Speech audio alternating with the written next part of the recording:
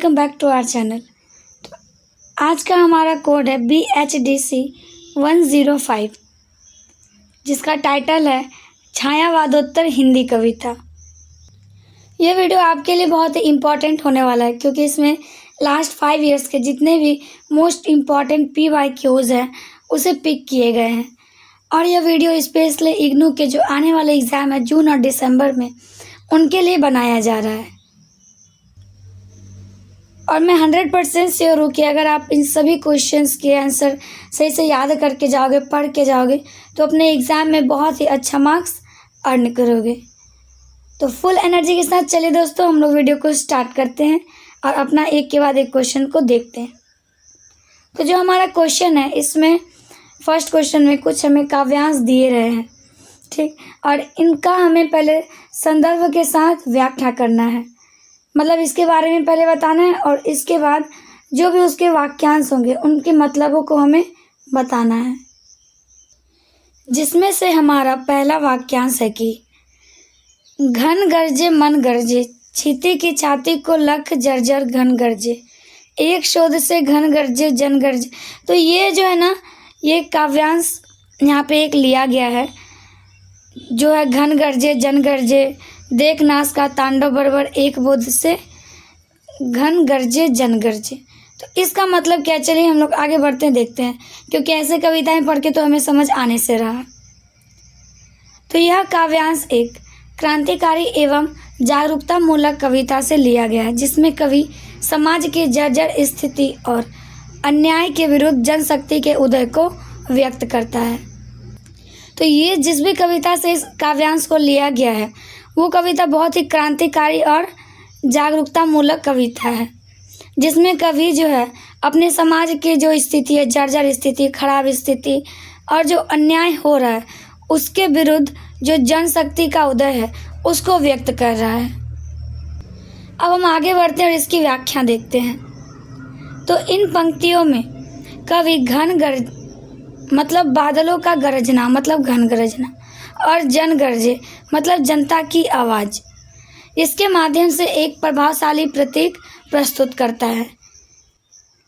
जैसे कि आकाश में बादल गरजते हैं, वैसे ही समाज में पीड़ित जनता भी अपनी आवाज़ बुलंद कर रही है। वहीं उसके बाद जो हमारा दूसरा लाइन था कि छीती की छाती को लख गरजे, तो इसका अर्थ है पृथ्वी या समाज अत्यंत दयनीय और टूटी हुई स्थिति में है। अन्याय, शोषण और अत्याचार ने समाज को कमज़ोर बना दिया है। इस स्थिति को देखकर बादल भी गरजते हैं और जनता भी आक्रोशित होकर उठ खड़ी होती है। तो ये जो चीते की छाती का लग गरजे का मतलब क्या बताया गया है कि जो पृथ्वी है, समाज है, वो बहुत ही दयनीय और टूटी हुई स्थिति में है, और इन्हीं सब को लेके जो ये अन्याय, शोषण और अत्याचार हो रहा है, वो समाज को कमज़ोर बना रहा है। और इसी स्थिति को देख के बादल भी गरजता है और जो जनता है वो भी आक्रोशित होता है। आक्रोशित मतलब गुस्सा, पूरा क्रोध में होता है। उसके बाद यहाँ जो लिखा है, फिर अगला था हमारा देख नास का तांडव बड़बड़। तो इस पंक्ति में कवि विनाशकारी शक्तियों के क्रूर नृत्य का चित्रण करता है, जिससे समाज में अराजकता और दुख फैल रहा है। तो इसमें जो कवि है वो बहुत ही विनाशकारी जो शक्ति है उसके बारे में बताता है, जो समाज में अराजकता, भेदभाव और दुख फैला रहा है।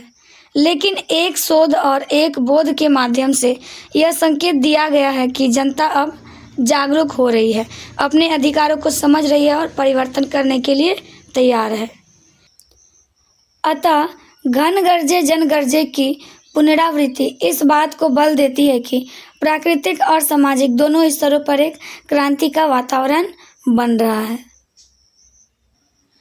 अब हम इसका भावार्थ देखते हैं। तो इसमें कवि कहना चाहता है कि जब समाज अन्याय और अत्याचार से जर्जर हो जाता है, तब जनता जागरूक होकर अपने अधिकारों के लिए आवाज़ उठाती है, ठीक वैसे ही जैसे आकाश में बादल गरजते हैं।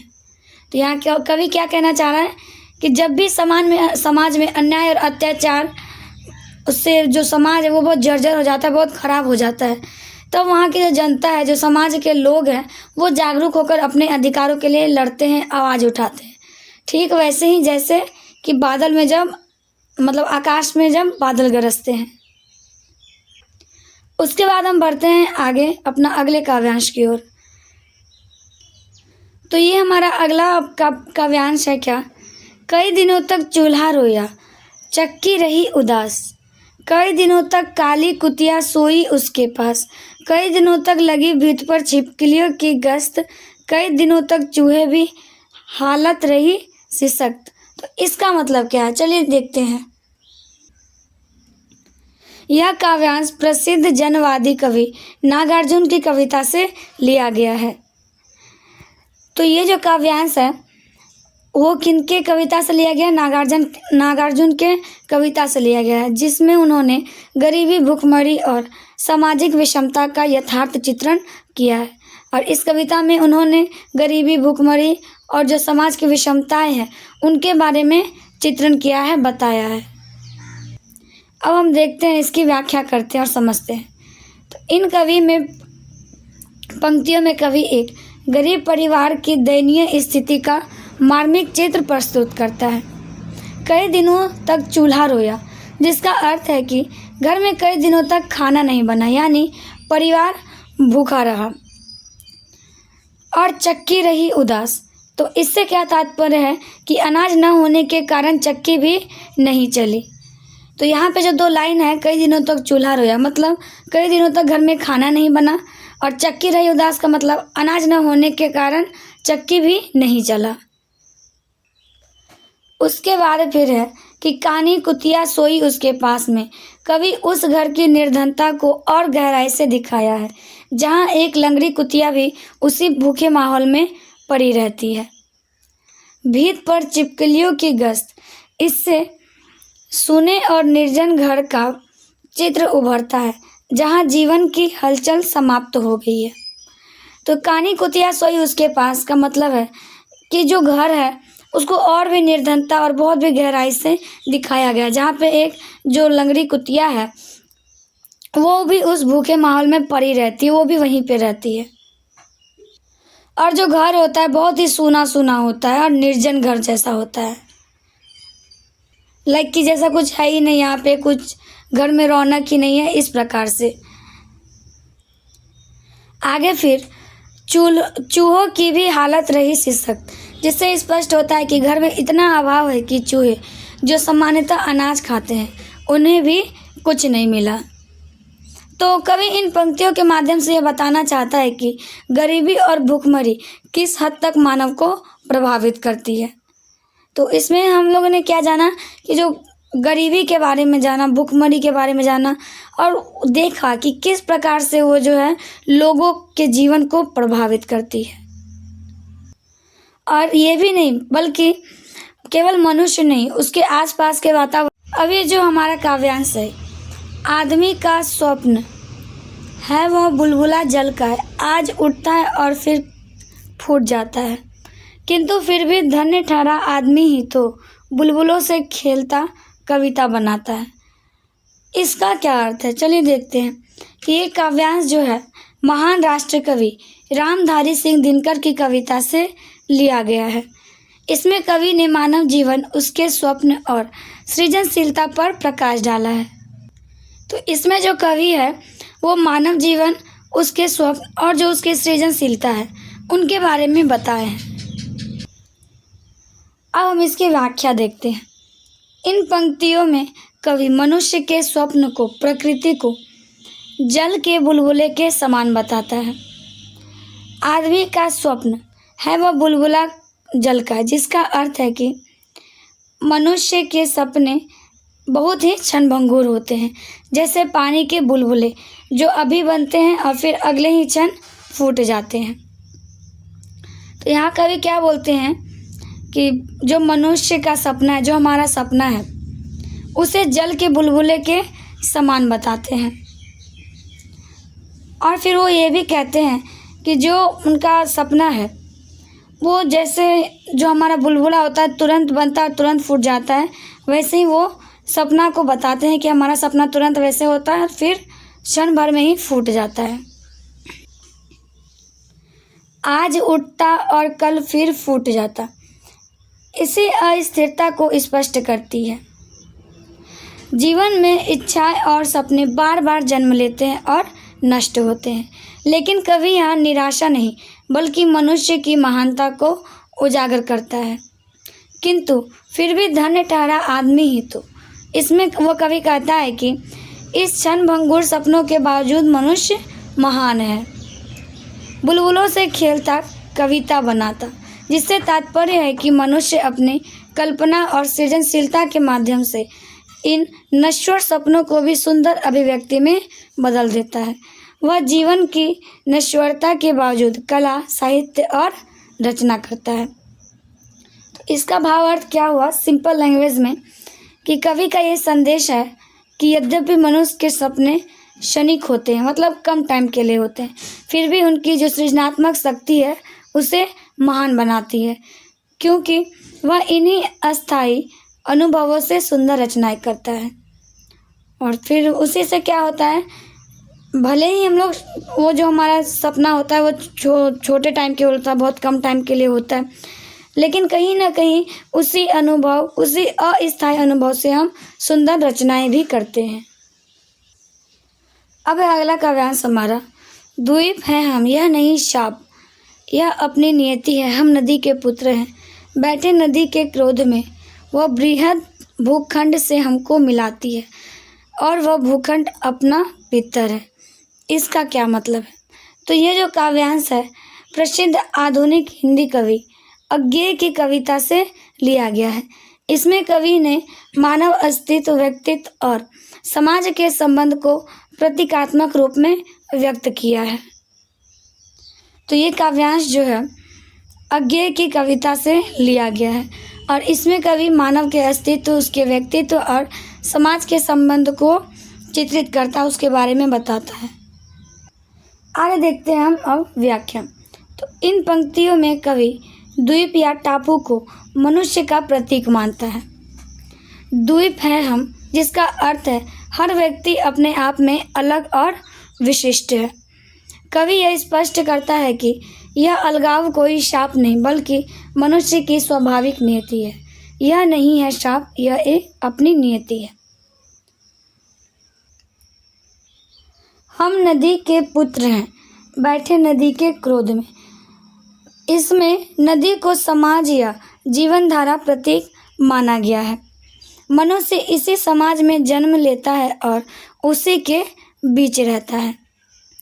उसके बाद जो है कि वह बृहद भूखंड से हमको मिलाती है, जिसका अर्थ है कि यह जीवन धारा जो समाज और संस्कृति है हमें व्यापक मानवता और विश्व से जोड़ती है। और अंत में वह भूखंड अपना पितर है, जिससे तात्पर्य है कि संपूर्ण मानवता, संस्कृति और परंपरा हमारी जड़ है जो हमें पहचान और आधार प्रदान करती है। तो इसमें कवि कहना चाहता है कि मनुष्य भले ही एक स्वतंत्र इकाई या द्वीप हो, लेकिन वह समाज और संस्कृति से जुड़ा हुआ है। यही संबंध उसके अस्तित्व को अर्थ और आधार देता है। उसके बाद हमारा अगला है, धीरे धीरे चला अकेले, सोचा साथ किसी को ले ले, फिर आ गया सड़क पर सब थे, सभी मौन थे, सभी निहत्थे थे, सभी जानते थे यह उस दिन उसकी हत्या होगी। अब इसका क्या संदर्भ है देखते हैं पहले, कि यह जो काव्यांश है प्रसिद्ध हिंदी कवि रघुवर सहाय की कविता से लिया गया है। इसमें कवि ने समाज की निष्क्रियता, भय और नैतिक पतन को उजागर किया है। और ये जो कविता है इसमें जो कवि है वो समाज की निष्क्रियता, उसका डर और जो नैतिक पतन है उसके बारे में बताते हैं। इन पंक्तियों में कवि एक ऐसे व्यक्ति की स्थिति का चित्रण करता है जो धीरे धीरे अकेले चल रहा है। वह सोचता है कि किसी को अपने साथ ले ले, लेकिन फिर अकेला ही रह जाता है। इसका अर्थ है कि समाज में लोग एक दूसरे का साथ देने से कतराते हैं, मतलब वो नहीं चाहते कि हम किसी का साथ दें और सब बस अपना अपना जीवन जीने में ही रहते हैं।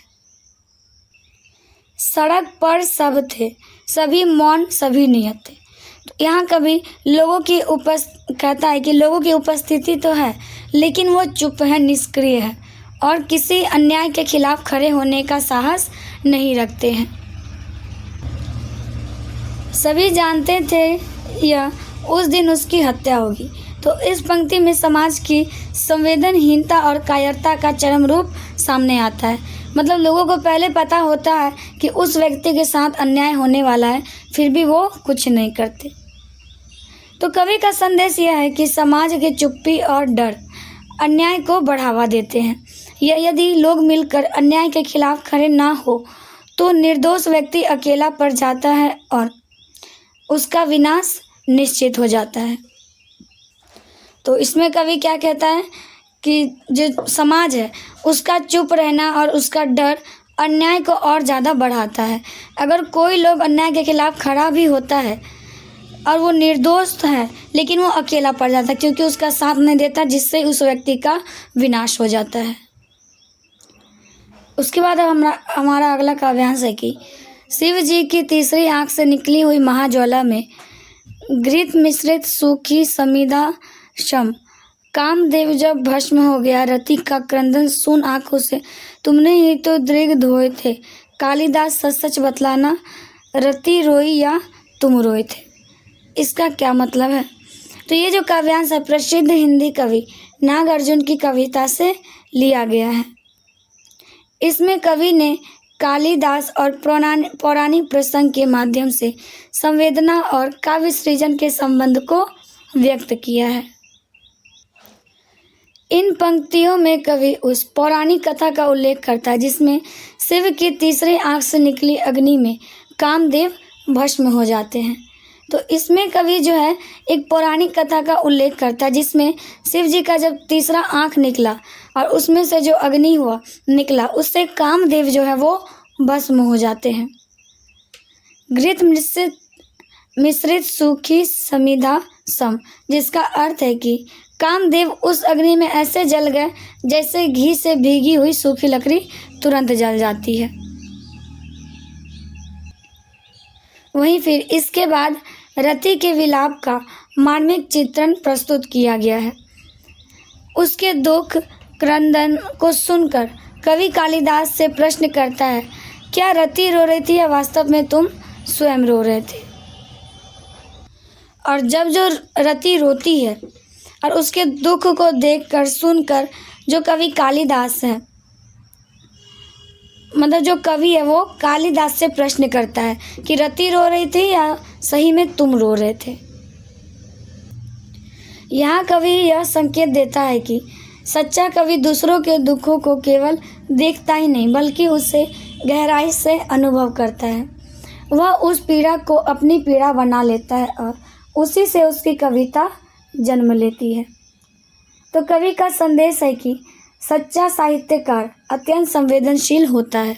वह दूसरों के दुख को अपने हृदय में महसूस करता है। और उसके बाद अगला काव्यांश है हमारा, तुझे सौगंध है घनश्याम की आ, तुझे सौगंध है भारत धाम की आ, तुझे सौगंध सेवाग्राम की आ आकर उजड़ते को बचा आ।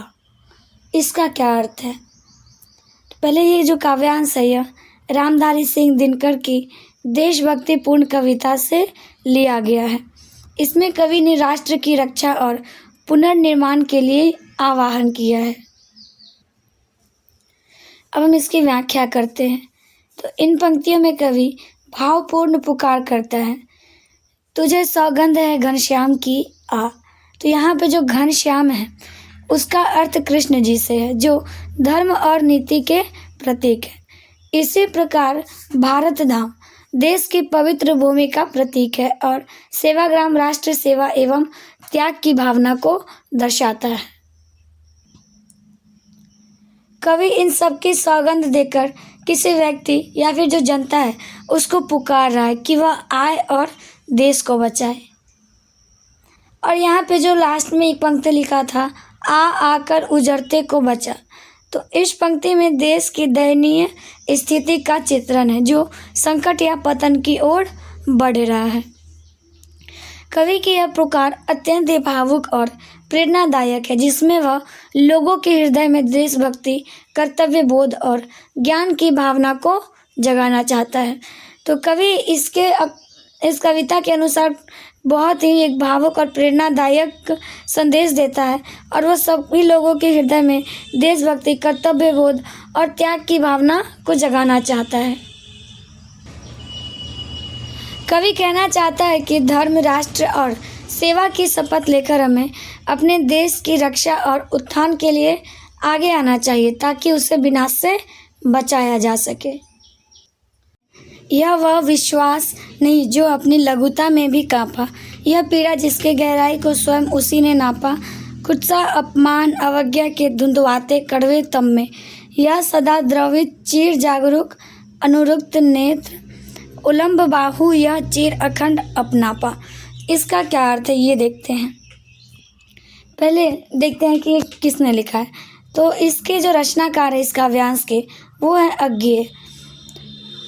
इसमें कवि ने मानव के आत्मविश्वास, संवेदनशीलता और मानवीय संबंधों की गहराई से व्यक्त किया है उन्हें। इन पंक्तियों में कवि एक ऐसे अटूट विश्वास और गहन मानवीय भावना का चित्रण करता है जो विपरीत परिस्थितियों में भी नहीं डगमगाया। यह वह विश्वास नहीं जो अपनी लघुता में भी कांपा, मतलब कि यह सच्चा विश्वास है जो अपनी कमजोरी के कारण कभी नहीं हिलता। यह पीड़ा जिसकी गहराई को स्वयं उसी ने नापा। तो यहाँ पीड़ा इतनी गहरी और व्यक्तिगत है कि उसे केवल वही व्यक्ति समझ सकता है जिसने उसे अनुभव किया हो।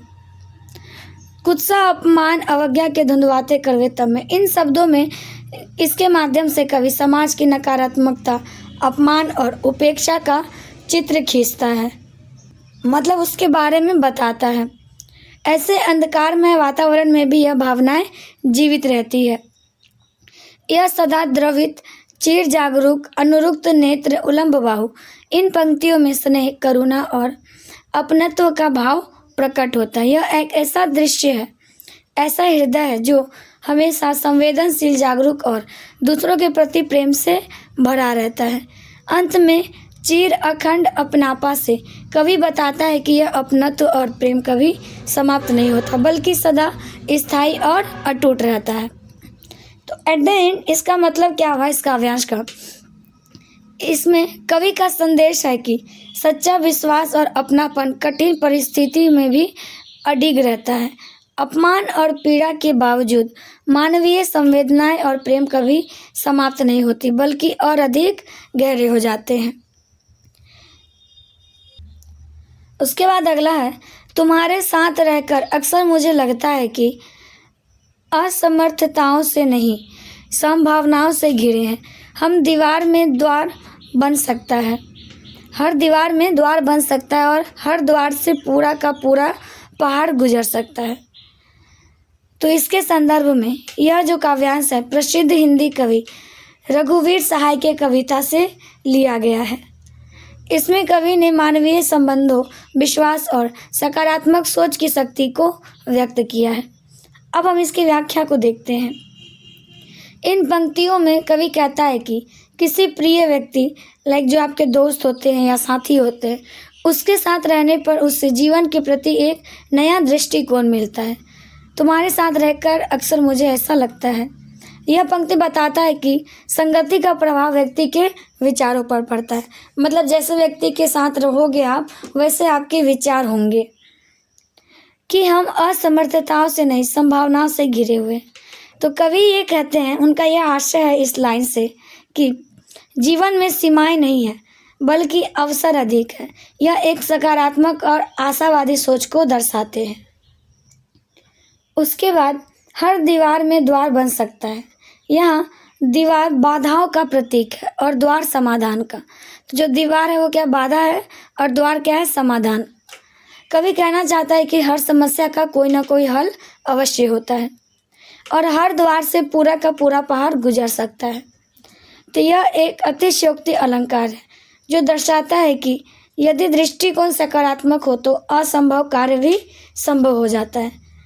मतलब कहा जाता है ना कि think positive, everything will be possible. तो वही चीज़ है। कवि का संदेश है कि सही संगति और सकारात्मक सोच से व्यक्ति जीवन की कठिनाइयों को अवसर में बदल सकता है। हमें अपनी कमजोरियों पर नहीं बल्कि संभावनाओं और उस पर विश्वास करना चाहिए। उसके बाद अब अगला है, फिर डूब जाता है सूरज, कहीं से आती है पानी पर तैरती हुई, लोगों के बोलने की तेज आवाज़ें, कहीं से उठता है धुआं पेड़ों पर मंडराता हुआ और पानी में गिरे हुए लोग हो जाते हैं बेचैन।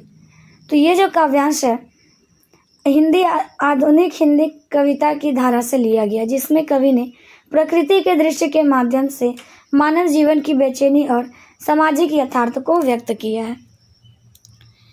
इन पंक्तियों में कवि संध्या समय दृश्य प्रस्तुत करता है। तो इसमें कवि जो है शाम के टाइम का जो भी दृश्य है वो प्रस्तुत करता है। फिर सूरज डूब जाता है, इससे दिन में अंत और अंधकार के आगमन का संकेत मिलता है। यह केवल प्राकृतिक घटना नहीं बल्कि जीवन में अनिश्चितता और चिंता का प्रतीक भी है।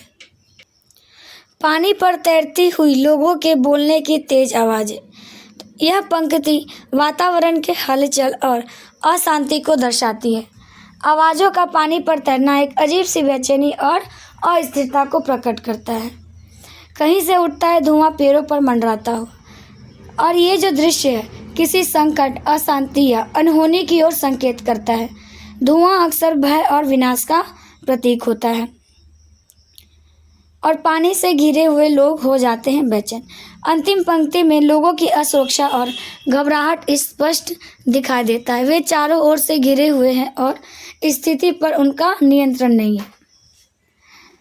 अब इसके भावार्थ देखते हैं कि कवि का संदेश है कि जीवन में कभी कभी ऐसी परिस्थितियां आती है जब चारों ओर अस्थिरता और भय का वातावरण बन जाता है, और ऐसे समय में जो मनुष्य है वो असहाय हो उठता है।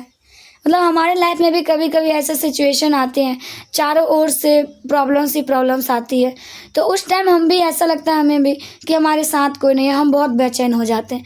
तो इसी चीज़ को कवि दर्शाते हैं और बताते हैं। उसके बाद है हमारा अब अगला काव्यांश। कई दिनों तक इसके बारे में तो हमने पहले भी पढ़ा, तो इससे शायद गलती से इसे दोबारा लिख दिया गया है, तो इससे हम लोग आगे बढ़ते हैं, दूसरा पढ़ते हैं।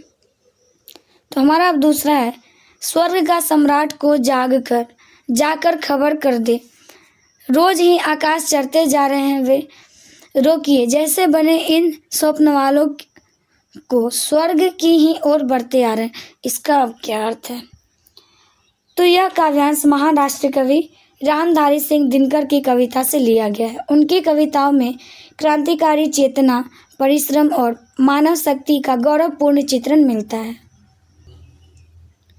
कवि कल्पना के माध्यम से कहते हैं कि किसी को स्वर्ग के राजा के पास जाकर यह सूचना देनी चाहिए कि पृथ्वी के लोग अब लगातार ऊपर की ओर बढ़ते जा रहे हैं, आकाश की ओर, स्वर्ग की ओर।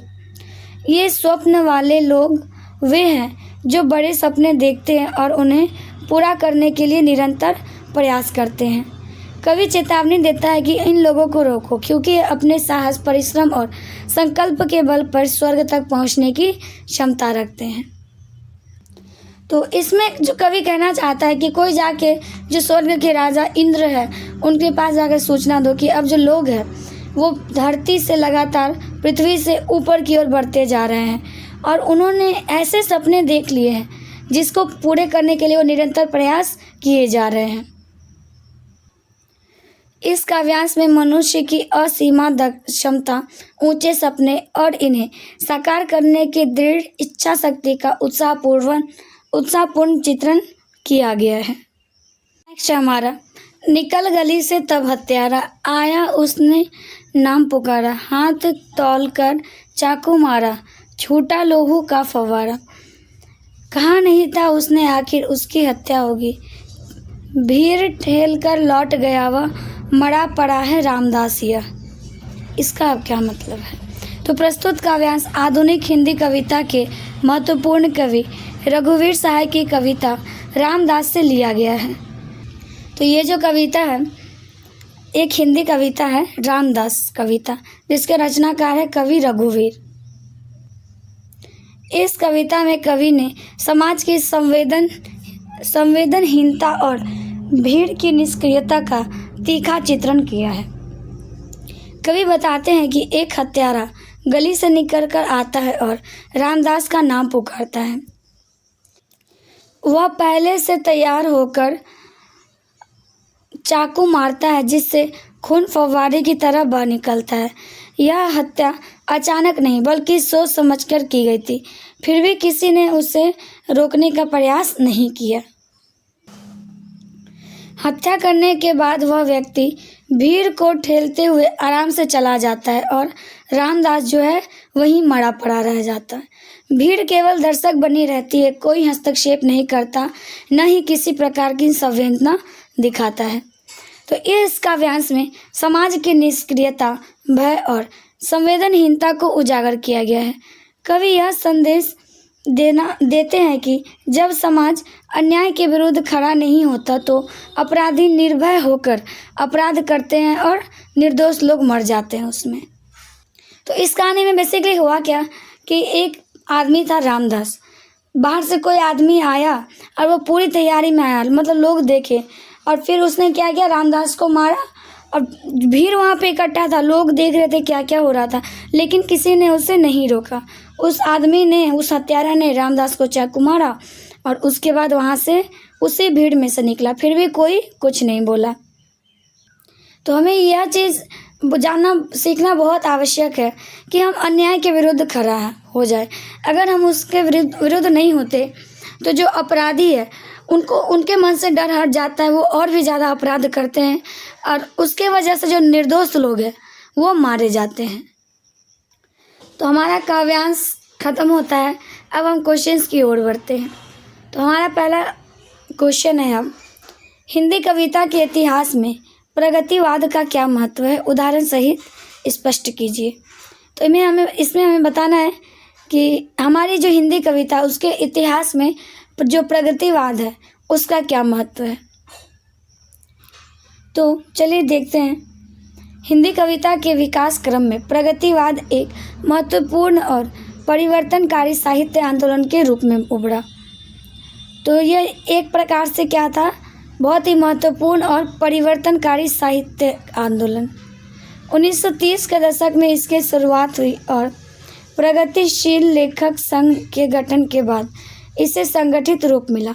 तो इसकी जो स्थापना है, इसकी शुरुआत है वो 1930 में हुई और उसके बाद जो हमारा प्रगतिशील लेखक संघ है जिसका गठन 1936 में हुआ था, इसके बाद इसे संगठित रूप मिल गया।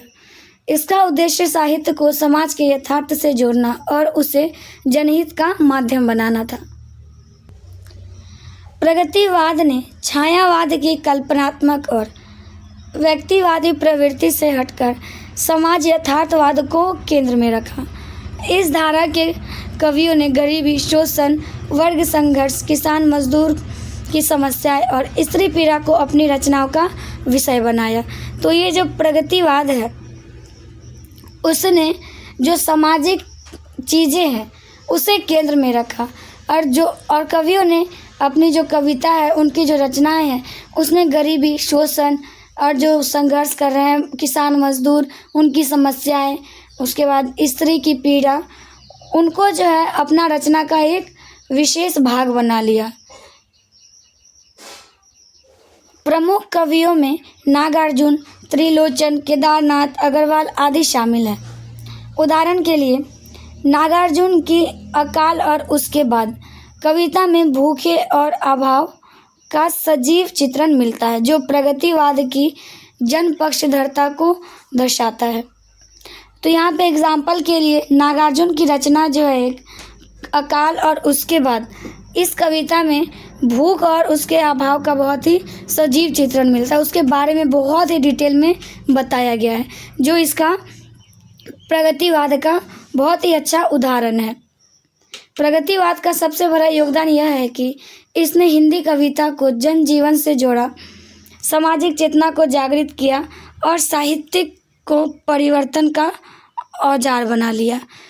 तो इसने क्या किया, जो कविता है उसको लोगों के जीवन से जोड़ा, जो सामाजिक चेतना है उसको जागृत किया, उससे जोड़ा और साहित्य को परिवर्तन करने का औजार बना लिया। तो इसी प्रकार प्रगतिवाद ने हिंदी कविता को नई दिशा, उद्देश्य और व्यापक सामाजिक आधार प्रदान किया है। उसके बाद हम बढ़ते हैं आगे और अगला क्वेश्चन है, नई कविता की प्रमुख प्रवृत्तियों पर प्रकाश डालिए। तो इसमें हम नई कविता और उसकी प्रमुख प्रवृत्तियों को जानेंगे। तो हिंदी साहित्य में नई कविता एक महत्वपूर्ण काव्य धारा के रूप में उभरी, जिसने पारंपरिक बंधनों से हटकर आधुनिक जीवन की जटिलताओं को अभिव्यक्ति दी। इसके प्रमुख कवियों में अज्ञेय, मुक्तिबोध, शमशेर बहादुर सिंह और रघुवीर सहाय शामिल है।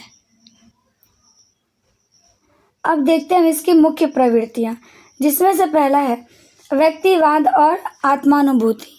नई कविता में कवि अपने निजी अनुभव, भावनाओं और आंतरिक संघर्षों को प्रमुखता देता है। तो इसमें कवि क्या करता है, व्यक्तिवाद और आत्मानुभूति में कवि अपने जो पर्सनल लाइफ है उसके जो भी अनुभव, भावना और जो उसके संघर्ष है उसको प्रमुखता देता है। उसके बाद दूसरा पॉइंट है आधुनिक जीवन की जटिलता। मतलब शहरी जीवन, अकेलापन, तनाव, विसंगतियाँ और अस्तित्व का संकट प्रमुख विषय बन जाते हैं इसमें। मतलब जो भी अभी के टाइम का हमें जो भी प्रॉब्लम्स है वो इनके प्रमुख विषय हैं। उसके बाद अगला प्रवृत्ति है इसका यथार्थवाद और बौद्धिकता। जीवन को सजा कर नहीं बल्कि उसके वास्तविक रूप में प्रस्तुत किया गया है। इसमें विचारशीलता और विश्लेषण की प्रवृत्ति भी दिखाई गई है। मतलब जैसा जीवन है ना, जैसा वास्तविक जीवन है हमारा, उसको वैसा ही इसमें दिखाया जाता है, प्रस्तुत किया जाता है। उसके बाद अगला प्रवृत्ति है भाषा और शैली में नवीनता। सरल बोलचाल की भाषा, प्रतीक, बिंब और मुक्त छंद का प्रमुख है। मतलब इसमें ना बहुत ही इजी लैंग्वेज का यूज़ किया जाता है। परंपरा से विद्रोह। नई कविता ने छंद, अलंकार और रूढ़ियों को तोड़कर स्वतंत्र अभिव्यक्ति को अपनाया। सामाजिक संवेदनशीलता। व्यक्ति के साथ साथ समाज की समस्याओं, असमानता, अन्याय आदि का भी चित्रण किया है। तो निष्कर्षतः हम लोग देख सकते हैं कि नई कविता ने हिंदी काव्य को आधुनिक संवेदना, नवीन अभिव्यक्ति और गहरी वैचारिकता प्रदान की है, जिससे यह अधिक। अगला क्वेश्चन है समकालीन कविता के स्वरूप की विवेचना कीजिए। तो चलिए देखते हैं इसे। हिंदी साहित्य में समकालीन कविता का स्वरूप अत्यंत व्यापक, बहुआयामी और जीवन सापेक्ष है। यह कविता मुख्यतः 1960 के बाद विकसित हुई। तो ये जो समकालीन कविता है यह मुख्यतः 1960 के बाद जो है विकसित हुआ और आज के बदलते सामाजिक, राजनीतिक और सांस्कृतिक परिवेश को अभिव्यक्ति करती है। इसके प्रमुख कवियों में धूमिल, रघुवर सहाय, कुंवर नारायण और केदारनाथ सिंह उल्लेखनीय हैं। समकालीन कविता का स्वरूप यथार्थपरक और जन उन्मुखी है। इसमें आम आदमी के जीवन, उसकी समस्याओं, संघर्षों और विडंबनाओं को केंद्र में रखा जाता है। तो जो समकालीन कविता है उसको स्पेशली जो आम आदमी का जीवन होता है, उसकी जो भी प्रॉब्लम्स होती है, जो स्ट्रगल होता है, तो उसके लिए स्पेशली लिखा जाता है। यह कविता सत्ता, राजनीति, भ्रष्टाचार और सामाजिक असमानता पर तीखा प्रहार करती है। अब हम देखते हैं इसकी प्रमुख विशेषताएं क्या क्या हैं। तो इसकी प्रमुख विशेषता प्रतिरोध का स्वर है। कवि अन्याय, शोषण और व्यवस्था की विसंगतियों के विरुद्ध आवाज़ उठाता है। साथ ही इसमें व्यक्ति की आंतरिक पीड़ा, अकेलापन और अस्तित्व संकट भी व्यक्त होता है। भाषा और शैली की दृष्टि से समकालीन कविता सरल, सीधी और प्रभावशाली होती है। इसमें प्रतीक, बिंब, व्यंग और मुक्त छंद का प्रयोग अधिक मिलता है। समकालीन कविता का स्वरूप बहुलतावादी भी है, जिसमें स्त्री विमर्श, दलित विमर्श, पर्यावरण, वैश्वीकरण और सांस्कृतिक पहचान जैसे विषय शामिल होते हैं। तो शॉर्ट में हम लोग क्या कहेंगे, समकालीन कविता वर्तमान जीवन की सच्चाइयों का दर्पण है। मतलब जो हमारा समकालीन कविता है वो हमारी वर्तमान जीवन को दर्शाता है, उनके बारे में उनकी जो सच्चाई है वो दिखाता है। यह केवल भावनाओं की अभिव्यक्ति नहीं बल्कि सामाजिक चेतना, प्रतिरोध और परिवर्तन की सशक्त धारा है। अब हम आगे बढ़ते हैं, देखते हैं अपना अगला क्वेश्चन। तो इसमें हमें बताना है, माखनलाल चतुर्वेदी का परिचय देते हुए उनके काव्यों का मूल्यांकन प्रस्तुत कीजिए। तो इसमें पहले हमें जानना पड़ेगा माखनलाल चतुर्वेदी के बारे में। तो माखनलाल चतुर्वेदी का जन्म 1889 में मध्य प्रदेश में हुआ। तो इनका माखनलाल चतुर्वेदी का जन्म कब हुआ, 1889 में मध्य प्रदेश एमपी में हुआ। वे हिंदी के प्रसिद्ध कवि, पत्रकार और स्वतंत्रता सेनानी थे। उन्होंने भारतीय स्वतंत्रता आंदोलन में सक्रिय भाग लिया और अपनी लेखन से जन जागरण किया। वे प्रभा और कर्मवीर जैसी पत्रिकाओं के संपादक भी रहे हैं और उनका निधन 1968 में हुआ। और उनका डेथ कब हुआ, 1968 में डेथ हो गया माखनलाल चतुर्वेदी का। अब आगे हम देखते हैं इनकी काव्य विशेषताओं को। तो माखनलाल चतुर्वेदी का काव्य मुख्यतः राष्ट्रवादी चेतना, देश प्रेम और त्याग भावना से ओतप्रोत है। उनकी प्रसिद्ध कविता पुष्प की अभिलाषा में देश के लिए बलिदान देने की उत्कृष्ट इच्छा व्यक्त होती है। तो माखनलाल चतुर्वेदी के जो जितने भी काव्य होते थे वो राष्ट्रवादी चेतना, मतलब देश को लेके, राज्य को लेके जो हमारा भाव है वो होता था, देश प्रेम होता था, और जो त्याग की भावना है उससे रिलेटेड होती थी। और जो उनका सबसे प्रसिद्ध कविता है पुष्प की अभिलाषा, इसमें देश के लिए बलिदान देने की उत्कृष्ट इच्छा को व्यक्त की जाती है कि हमें देश के लिए बलिदान भी दे देना चाहिए ज़रूरत पड़ने पर। उनकी कविता में प्रकृति प्रेम भी प्रमुख है, जिसमें प्रकृति के माध्यम से भावों की सुंदर अभिव्यक्ति मिलती है। भाषा सरल, ओजपूर्ण और प्रभावशाली है। उनके काव्य में भावनात्मकता के साथ साथ प्रेरणात्मक स्वर भी शामिल होते हैं। अब हम देखते हैं इसका मूल्यांकन। माखनलाल चतुर्वेदी का हिंदी काव्य में महत्वपूर्ण स्थान है। उन्होंने कवि को राष्ट्रीय चेतना का माध्यम बनाया और कविता को राष्ट्रीय चेतना का माध्यम बनाया और लोगों में स्वतंत्रता के प्रति जागरूकता को उत्पन्न की। उनका काव्य आदर्शवाद, त्याग और बलिदान की प्रेरणा देता है। हालांकि उनकी कुछ कविताओं में भावुकता अधिक दिखाई देती है, फिर भी उनकी ओजस्विता और राष्ट्र प्रेम उन्हें विशिष्ट बनाते हैं। तो माखनलाल चतुर्वेदी हिंदी साहित्य के ऐसे कवि हैं जिनकी रचनाएं आज भी देशभक्ति और प्रेरणा का स्रोत बनी हुई है। अब अगला हमारा भवानी प्रसाद मिश्र की काव्य संवेदना पर प्रकाश डालिए। भवानी प्रसाद मिश्र की काव्य संवेदना हिंदी साहित्य में सहजता, मानवीयता और नैतिक चेतना का अनूठा उदाहरण प्रस्तुत करती है। वे उन कवियों में से एक हैं जिन्होंने कविता को कृत्रिम अलंकारों से मुक्त कर जीवन के निकट लाने का प्रयास किया है। उनकी संवेदना का मूल आधार सामान्य मनुष्य का जीवन, उसकी पीड़ा, संघर्ष और आशा है। उनकी काव्य संवेदना में प्रकृति के प्रति आत्मीय लगाव भी दिखाई देता है, जहाँ प्रकृति जीवन की सहजता और संतुलन का प्रतीक बन जाती है। साथ ही वे व्यक्ति की स्वतंत्रता और स्वाभिमान के समर्थक हैं। भाषा की दृष्टि से उनकी कविताएं अत्यंत सरल, बोलचाल की और प्रभावशाली है, जो पाठक के हृदय को सीधे स्पर्श करती है।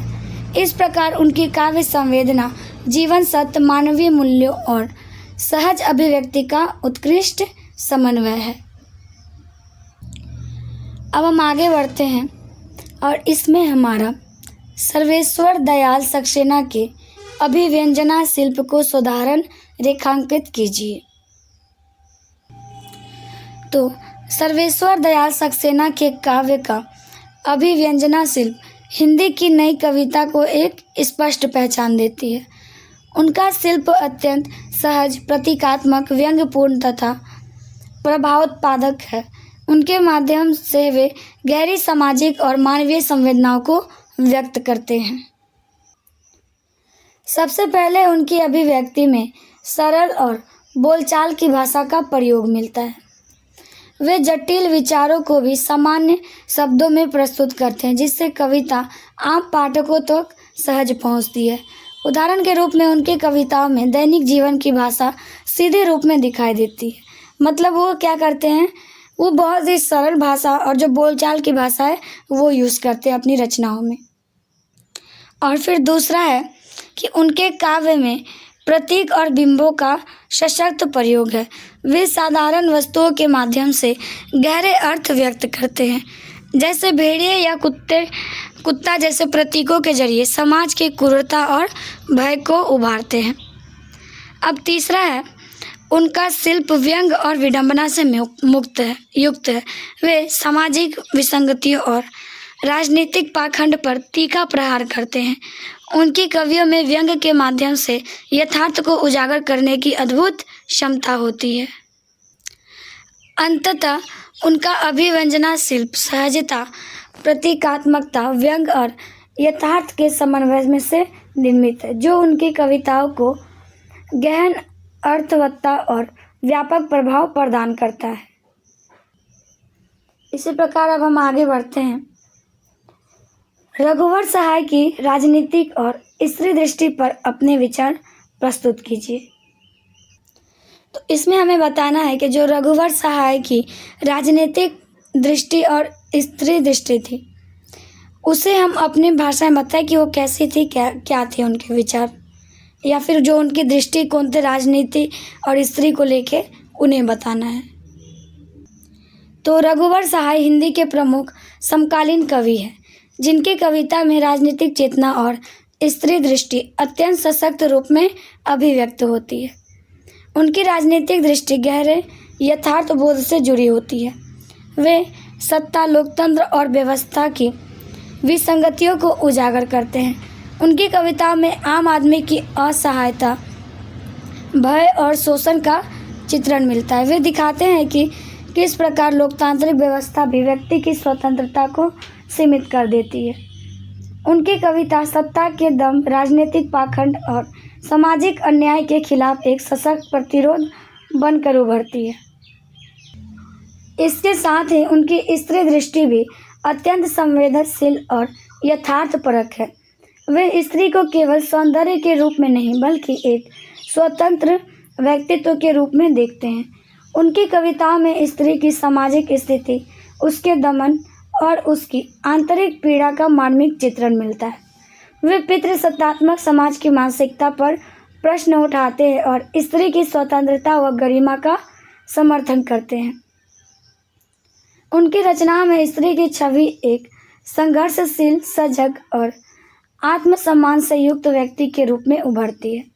तो रघुवर सहाय की राजनीतिक और स्त्री दृष्टि समाज के यथार्थ को उजागर।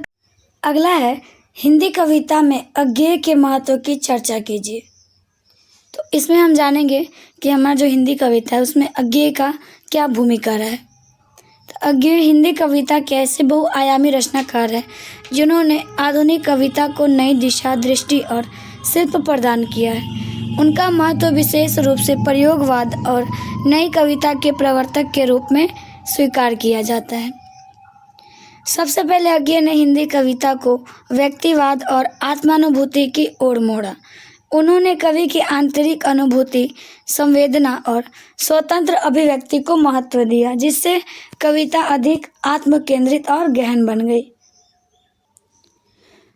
उन्होंने प्रयोगवाद की स्थापना कर कविता में नवीनता लाई। तात सप्तर के संवादन के माध्यम से उन्होंने नई पीढ़ी के कवियों को मंच दिया और हिंदी साहित्य में नव चेतना का संचार किया। तीसरा है शिल्पगत नवीनता, और फिर चौथा अस्तित्ववाद और बौद्धिकता लाकर। तो अंततः अज्ञेय का महत्व इस बात में निहित है कि उन्होंने हिंदी कविता को परंपरागत बंधनों से मुक्त कर उसे आधुनिकता, स्वतंत्रता और प्रयोगशीलता की दिशा में अग्रसर किया। अब है अगला, केदारनाथ सिंह की कविता बाघ का विश्लेषण कीजिए। तो इसमें हम बाघ कविता के बारे में पढ़ेंगे जो केदारनाथ सिंह के द्वारा लिखा गया था। केदारनाथ सिंह की कविता बाघ समकालीन हिंदी कविता की अत्यंत चर्चित और बहुआयामी रचना है, जिसमें बाघ केवल एक पशु नहीं बल्कि गहरे प्रतीक के रूप में उपस्थित होता है। इस कविता में बाघ प्रकृति, शक्ति, भय और मनुष्य के भीतर छिपी जंगली प्रवृत्तियों का प्रतीक है। कवि बाघ को जंगल से निकलकर शहर और मानव जीवन के बीच ले आते हैं, जिससे यह स्पष्ट होता है कि बाघ केवल बाहर नहीं बल्कि मनुष्य के भीतर भी मौजूद है। कविता का एक महत्वपूर्ण पक्ष यह है कि इसमें सभी सभ्यता और असभ्यता का द्वंद्व उभर कर आता है। आधुनिक जीवन की कृत्रिम के बीच बाघ का प्रवेश मनुष्य को उसकी मूल प्रकृति से जोड़ता है। यह संकेत करता है कि मनुष्य चाहे कितना भी सभ्य बन जाए, लेकिन उसके भीतर आदिम प्रवृत्तियां जीवित रहती है। और अगर भाषा की दृष्टि से देखें तो कविता अत्यंत सरल, प्रतीकात्मक और बिंबात्मक है। बाघ का चित्रण कभी भयावह तो कभी रहस्यमय रूप में होता है, जिससे पाठक के मन में जिज्ञासा और संवेदना दोनों उत्पन्न होती है। अंततः बाघ कविता मनुष्य और प्रकृति के संबंध, आधुनिक जीवन की विडंबना तथा आंतरिक द्वंद्व को प्रभावशाली ढंग से प्रस्तुत करता है, जिससे यह रचना अत्यंत अर्थगर्भित और विचारोत्तेजक बन जाती है। उसके बाद आगे नई कविता के शिल्प विधान पर चर्चा कीजिए या विचार कीजिए। नई कविता के शिल्प विधान ने हिंदी काव्य को परंपरागत ढांचे से मुक्त कर आधुनिक संवेदना के अनुरूप नया प्रदान किया है। अज्ञेय, रघुवीर सहाय, केदारनाथ सिंह आदि इन शिल्प को समृद्ध किया। सबसे प्रमुख विशेषता मुक्त छंद का प्रयोग। नई कविता ने छंद, तुक और अलंकारों की बाध्यता को तोड़कर अभिव्यक्ति की स्वतंत्रता को महत्व दिया। इससे कविता अधिक स्वाभाविक और जीवन के निकट हुई। दूसरा है प्रतीक और बिंबों की प्रधानता। और फिर नई कविता का शिल्प संक्षिप्त, सघन और अर्थगर्भित होता है। इसमें अनावश्यक विस्तार नहीं बल्कि संकेतों और सूक्ष्म अभिव्यक्ति के माध्यम से विचार प्रस्तुत किए जाते हैं। और चौथा, इसमें बोलचाल की भाषा और व्यंजना का प्रयोग मिलता है। भाषा सरल होते हुए भी गहन अर्थवत्ता के लिए होती है। अतः नई कविता का शिल्प विधान आधुनिक जीवन की जटिलता, व्यक्तिगत अनुभूति और सामाजिक यथार्थ को अभिव्यक्त करने का सशक्त माध्यम है, जो हिंदी कविता को नई दिशा प्रदान करता है। अब नेक्स्ट क्वेश्चन है, समकालीन हिंदी कविता की प्रवृत्तियों को रेखांकित कीजिए। तुम लोग जानेंगे कि जो समकालीन हिंदी कविता है उसकी प्रवृत्तियाँ क्या क्या है। समकालीन हिंदी कविता में आधुनिक जीवन के विविध अनुभवों, जटिलताओं और सामाजिक यथार्थ का सशक्त चित्रण मिलता है। रघुवीर सहाय, केदारनाथ सिंह, कुंवर नारायण आदि कवियों ने इसकी प्रवृत्तियों को समृद्ध किया। इसका जो पहला प्रवृत्ति है वो यह है कि यह जो है यथार्थवादी और सामाजिक चेतना पर आधारित होता है। समकालीन कविता आम आदमी के जीवन, उसके संघर्ष, शोषण और विसंगतियों को केंद्र में रखती है। दूसरा, इसमें राजनीतिक चेतना और व्यवस्था विरोध स्पष्ट रूप से दिखाई देता है। जो कवि है वो सत्ता, भ्रष्टाचार और सामाजिक अन्याय के खिलाफ अपनी आवाज़ उठाता है। तीसरा है व्यक्तिगत अनुभूति और आत्मबोध की प्रवृत्ति। कवि अपने निजी अनुभवों के माध्यम से व्यापक जीवन सत्य को व्यक्तित करता है। स्त्री विमर्श और दलित चेतना का उभार समकालीन कविता की महत्वपूर्ण विशेषता है। इसमें स्त्री की स्वतंत्रता, समानता और दलित वर्ग के अधिकारों की बात की जाती है। और फिर भाषा और शिल्प की सरलता व नवीनता, बोलचाल की भाषा, प्रतीक, बिंब और मुक्त छंद का प्रयोग इसे प्रभावशाली बनाता है। तो अंततः समकालीन हिंदी कविता की प्रवृत्तियाँ जीवन के यथार्थ, सामाजिक सरोकार और मानवीय संवेदनाओं के व्यापक विस्तार को अभिव्यक्त करती है, जो इसे अत्यंत प्रासंगिक और प्रभावी बनाती है। तो मतलब वो जो हमारे अभी के टाइम का है, जो भी प्रॉब्लम्स है, जो भी सिचुएशंस हैं, उनके बारे में बताती है। अब अगला है हमारा केदारनाथ सिंह की काव्य परिधि पर प्रकाश डालिए। तो केदारनाथ सिंह समकालीन हिंदी कविता के महत्वपूर्ण कवि हैं, जिनकी काव्य परिधि अत्यंत व्यापक, बहुआयामी और जीवन सापेक्ष है। उनकी कविता में व्यक्ति, समाज, प्रकृति और समय सभी का सजीव और संवेदनशील चित्रण मिलता है। तो जो उनकी कविता होती है, उनमें जितने भी चीज़ों का हमें ज्ञान प्राप्त होता है, जो भी चीज़ें उसमें रहती हैं, सब रियलिस्टिक लगता है हमें, सब रियल है। उतना ही भावना हमारे अंदर भी उत्पन्न होने लगता है उससे पढ़ने के बाद। सबसे पहले उनकी काव्य परिधि में ग्रामीण जीवन और लोक संवेदना का विशेष स्थान है। गांव, खेत, किसान, पेड़ पौधे और मिट्टी से उनका गहरा जुड़ाव उनकी कविताओं में बार बार दिखाई देता है, जिससे उनकी रचनाएं धरती से जुड़ी हुई प्रतीत होती है। और उनकी कविता में आधुनिक शहरी जीवन की जटिलताएं भी समान रूप से उपस्थित हैं।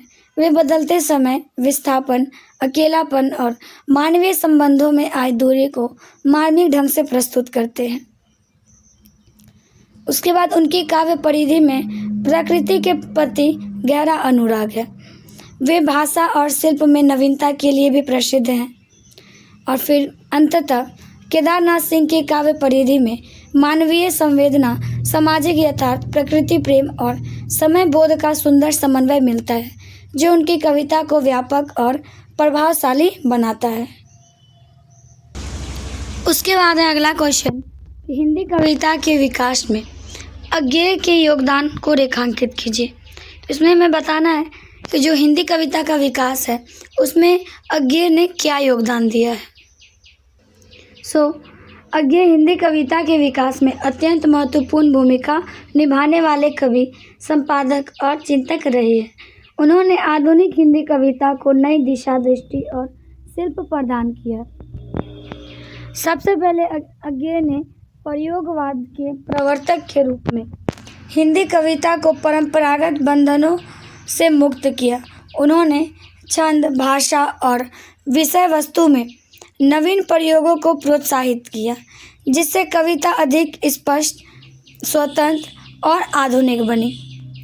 दूसरा है कि तार सप्तक के संपादन के माध्यम से उन्होंने नई पीढ़ी के कवियों को मंच प्रदान किया। इस कृति ने हिंदी कविता में नव चेतना का संचार किया और आगे चलकर नई कविता आंदोलन की आधारशिला रखी। आगे अज्ञेय ने कविता में व्यक्तिवाद और आत्मानुभूति को प्रतिष्ठित किया। उन्होंने कवि की स्वतंत्रता और निजी अनुभवों को महत्व दिया, जिससे कविता अधिक गहन और आत्मपरक बनी। उनके काव्य में शिल्पगत नवीनता और बौद्धिकता का समावेश मिलता है। उन्होंने प्रतीक, बिंब और भाषा के स्तर पर नए प्रयोग किए, जिससे कविता, हिंदी कविता का स्वरूप अधिक समृद्ध हुआ।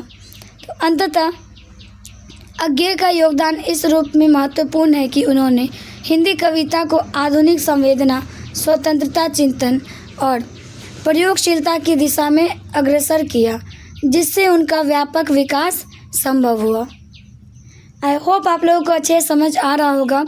और इसी तरह अब हम आगे बढ़ते हैं अपने अगले क्वेश्चन की ओर। तो अब हमारा अगला क्वेश्चन कि भवानी प्रसाद के काव्य शिल्प पर प्रकाश डालिए। तो भवानी प्रसाद मिश्र के काव्य शिल्प की सबसे बड़ी विशेषता उसकी सहजता, सरलता और स्वाभाविक अभिव्यक्ति है। उन्होंने कविता को कृत्रिम अलंकारों और जटिलता से मुक्त कर आम जनजीवन के निकट लाने का प्रयास किया है। उनकी भाषा बोलचाल की सरल और सहज है। वे कठिन शब्दों या भारी भरकम शैली से बचते हैं, जिससे उनकी कविताएं सीधे पाठक के हृदय को स्पर्श करती है। मतलब वो जो भी कविता लिखते थे उसमें बहुत ही इजी वर्ड्स और जो इजी बोलचाल की भाषा है उसका प्रयोग करते थे। उनके काव्य शिल्प में लयात्मकता और गीतात्मकता का सुंदर समन्वय मिलता है। मुक्त छंद में लिखते हुए भी उनकी कविता में एक स्वाभाविक संगीतात्मकता बनी रहती है। उनकी रचनाओं में गांधीवादी विचारधारा का प्रभाव दिखाई देता है, जिससे उनके शिल्प में सादगी, नैतिकता और सत्यनिष्ठा का समावेश होता है। महात्मा गांधी के आदर्श उनके काव्य की संरचना और भाव दोनों को प्रभावित करते हैं। वे प्रतीकों और बिंबों का सीमित लेकिन प्रभावी प्रयोग करते हैं।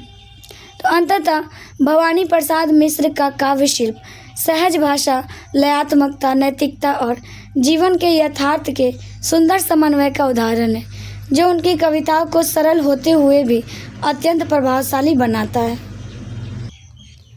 अब है आगे प्रगतिवाद का महत्व बताते हुए प्रमुख प्रगतिवादी कवियों का परिचय दीजिए। सबसे पहले हमें प्रगतिवाद का महत्व जानेंगे, उसके बाद जो प्रगतिवाद के कवि है उनके बारे में लिखेंगे। तो प्रगतिवाद हिंदी साहित्य का एक महत्वपूर्ण आंदोलन है, जिसने कवियों को सामाजिक यथार्थ, जनजीवन और परिवर्तन की दिशा में अग्रसर किया। इसका उदय 1936 में प्रगतिशील लेखक संघ की स्थापना के साथ माना जाता है। अब इसके महत्व देखते हैं, पहले एक दो। तो सबसे पहला महत्व है कि प्रगतिवाद ने साहित्य को जनजीवन से जोड़ा। इसमें किसान, मजदूर, शोषित वर्ग और आम आदमी के जीवन को केंद्र में रखा गया। दूसरा, इस आंदोलन ने सामाजिक यथार्थ और वर्ग संघर्ष को अभिव्यक्ति दी। पूंजीवाद, सामंतवाद और शोषण के विरुद्ध आवाज भी उठाई। आगे देखते हैं हम कि इसके प्रमुख कवि, प्रगतिवाद के प्रमुख कवि, जिसमें से पहले है हमारे नागार्जुन। तो जन कवि के रूप में प्रसिद्ध उनकी कविताएं सामाजिक अन्याय के विरुद्ध तीखा स्वर उठाती थी। तो नागार्जुन की कविताएं सामाजिक अन्याय के विरुद्ध होती थी। उसके बाद अगले कवि है हमारे त्रिलोचन। सरल भाषा और लोक जीवन के सशक्त चित्रण के लिए जाने जाते हैं। उसके बाद अगला है हमारा केदारनाथ अग्रवाल। प्रकृति और श्रमिक जीवन के कवि, जिनमें क्रांतिकारी चेतना मिलती है। रामधारी सिंह दिनकर ओज, राष्ट्रीयता और सामाजिक चेतना के प्रमुख कवि हैं। उसके बाद जो सुभद्रा कुमारी चौहान है, देशभक्ति और जन संवेदना की सशक्त अभिव्यक्तिकार है। तो ये सभी जो है ये प्रगतिवाद के कवि और कवियाँ हैं, कवि और कवयित्री। तो निष्कर्षतः प्रगतिवाद ने हिंदी कविता को जनवादी दृष्टि, सामाजिक सरोकार और परिवर्तन की चेतना प्रदान कर उसे अधिक प्रासंगिक और प्रभावी बनाया है। अब अगला है हमारा नागार्जुन की कविता के मूल स्वर पर प्रकाश डालिए। तो चलिए आइए इनके मूल स्वर पर हम प्रकाश डालते हैं। नागार्जुन हिंदी के जन कवि हैं, जिनकी कविता का मूल स्वर जनवादी चेतना, विद्रोह और यथार्थवाद से निर्मित है। उनकी रचनाएं सीधे जनता के जीवन से जुड़ी हुई है और सामाजिक राजनीतिक विसंगतियों पर तीखा प्रहार करती है। सबसे प्रमुख स्वर उनकी कविता में जन पक्षधरता का है। वे किसान, मजदूर, गरीब और शोषित वर्ग की पीड़ा को अपनी कविता का केंद्र बनाते हैं। उनकी कविताएं आम आदमी का आवाज़ बनकर उभरती है। उनकी कविता में विद्रोह और प्रतिरोध का तीखा स्वर मिलता है। वे सत्ता, भ्रष्टाचार और अन्याय के खिलाफ निर्भीकता से लिखते हैं। उनकी व्यंग्यात्मक शैली शासकों और सामाजिक कुरीतियों पर सीधा प्रहार करती है। नागार्जुन की कविता का स्वर यथार्थवादी और जीवन सापेक्ष है। वे जीवन के कटु सत्य को बिना किसी आडंबर के प्रस्तुत करते हैं, जिससे उनकी कविता प्रभावशाली और प्रासंगिक बनती है। उनकी भाषा सरल, लोक जीवन से जुड़ी और बोलचाल की भाषा है। तो अंततः नागार्जुन की कविता का मूल स्वर जनजीवन की संवेदना, विद्रोह और सामाजिक यथार्थ का सशक्त समन्वय है, जो उन्हें हिंदी साहित्य में माखनलाल चतुर्वेदी की कविता के भाव पक्ष को स्पष्ट कीजिए। तो माखनलाल चतुर्वेदी हिंदी साहित्य के प्रमुख राष्ट्र कवि हैं, जिनकी कविता का भाव पक्ष अत्यंत ओजपूर्ण, भावुक और आदर्शवादी है। उनकी रचना में राष्ट्र प्रेम, त्याग, प्रकृति सौंदर्य, मानवीयता, उनकी संवेदना, उन सभी का एक सुंदर समन्वय मिलता है हमें। सबसे प्रमुख भाव उनकी कविता में देशभक्ति और राष्ट्र चेतना का है। पुष्प की अभिलाषा जैसे कविताओं में मातृभूमि के लिए बलिदान की भावना अत्यंत मार्मिक रूप से उसमें व्यक्त किया गया है। उनके काव्य में त्याग, बलिदान की भावना होती है। वे युवाओं को देश के लिए समर्पित होने की प्रेरणा देते हैं और उच्च आदर्शों को अपनाने का संदेश देते हैं। उनकी कविता में प्रकृति प्रेम भी महत्वपूर्ण स्थान रखता है। वे प्रकृति के माध्यम से जीवन के सौंदर्य और संवेदना को व्यक्त करते हैं। उनके भाव पक्ष में मानवीय संवेदनाएं और करुणा भी विद्यमान है।